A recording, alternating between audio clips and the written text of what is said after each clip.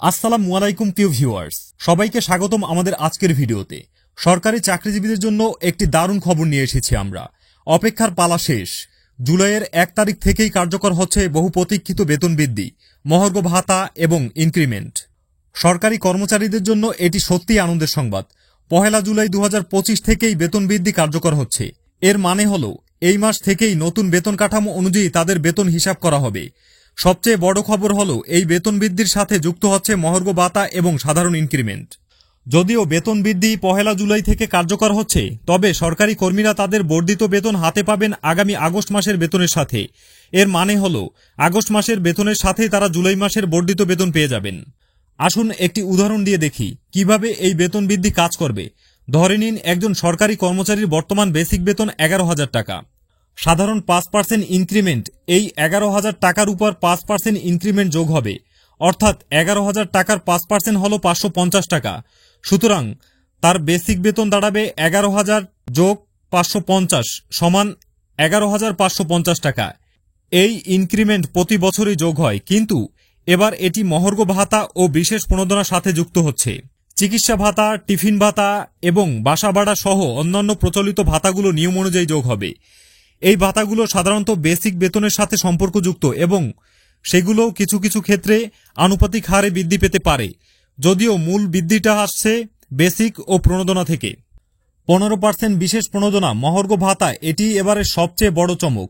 নতুন নির্দেশিকা অনুযায়ী সরকারি কর্মচারীরা তাদের বেসিক বেতনের উপর অতিরিক্ত 15% বিশেষ প্রণোদনা পাবেন।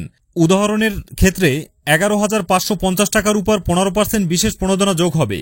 11,550 টাকার 15% সমান 1,732 টাকা। সুতরাং তার নতুন বেসিক ও প্রণোদনা সহ মোট বেতন হবে 11,550 যোগ 1,732 যোগ প্রচলিত অন্যান্য ভাতা। এই বেতন বৃদ্ধির ও বিশেষ প্রণোদনা সরকারি কর্মচারীদের জীবন কী ধরনের ইতিবাচক প্রভাব ফেলবে? আর্থিক স্বচ্ছতা, বর্ধিত বেতন তাদের দৈনন্দিন খরচ মেটাতে এবং সঞ্চয়ে উৎসাহিত করবে। মানসিক প্রশান্তি, আর্থিক দুশ্চিন্তা কমলে কর্মীরা আরও ভালোভাবে কাজে মনোযোগ দিতে পারবেন। জীবনযাত্রার মান উন্নয়ন, অতিরিক্ত অর্থ দিয়ে তারা নিজেদের এবং পরিবারের জীবনযাত্রার মান উন্নত করতে পারবেন। কর্মস্পৃহা বৃদ্ধি, সরকার তাদের প্রতি যত্নশীল, এই অনুভূতি কর্মীদের মধ্যে ইতিবাচক মনোভাব তৈরি করবে এবং তাদের কর্মস্পৃহা বাড়বে। অর্থনীতির চাকা সচল, সরকারি কর্মচারীদের ক্রয় ক্ষমতা বৃদ্ধি পেলে তা সামগ্রিক অর্থনীতিতে ইতিবাচক প্রভাব ফেলবে। সব মিলিয়ে এটি সরকারি কর্মচারীদের জন্য একটি দারুণ সময়। এই বেতন বৃদ্ধি তাদের দীর্ঘদিনের প্রত্যাশা পূরণ করবে এবং দেশের উন্নয়নে তাদের অবদানকে স্বীকৃতি দেবে। আমরা আশা করি এই পদক্ষেপ সরকারি কর্মজীবনে আরও ইতিবাচক পরিবর্তন আনবে।